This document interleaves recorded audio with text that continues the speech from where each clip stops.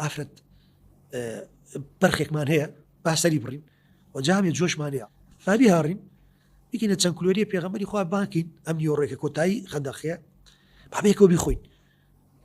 هەڵێ کە تەواو بووین لای نیوەڕۆ بە پێغەمبەری خوا صلی الله عليه وسلم فەرموو ئەی پێغەمبەری خوا ئەم نیوەڕۆیە تۆ لای ئێمەی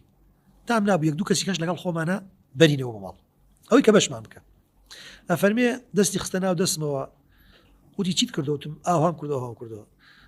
ئەوەندە ئەخواردنەمانە بۆ کردومە کە ئینجەمە بێکەونان بخۆین الله فەرمووی پێغەمبەری خوا صلی الله عليه وسلم دەنجی بەرز کردەوە فەرمووی هەمووتان داواتی جابری کوڕی عەبدوڵڵان ئەم نیوەڕۆیە الله وتم إنا لله وإنا إليه راجعون فضاحتها مش قرشوك فسرقوها الله هاتمە بە خێزانەکەم وت ئافرەت چی بکەین بە قورئان هەرچی ئەنسار و مهاجرین هەیە گشتی لە ماڵەکە ئێمە کۆبووەتەوە دا لە چەند ڕیوایەتێک ئەڵێ فەرمووی تو بانجانت کرد یان پێغەمبەری خوا بانجانی کرد لەوڵا پێغەمبەری خوا وایە دەڵێ تو بە پێغەمبەر چیمانی ئەڵێ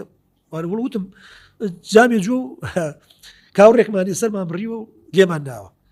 ئەڵێ دەمادای ئەمرەکە لێگەڕێ بۆ پێغەمبەر و بۆ خوای پەروەردگار بۆ خوای گەورە بۆ پێغەمبەرەکە لێگەڕە لە پێغەمبەری خوا صلی الله عليه وسلم تی لەسەر خۆتان من هێمن و هێور بن لە فەرمی دەست لە ئاشەکە مەدەن تا خۆم دێم دوعای کرد بەسەریدا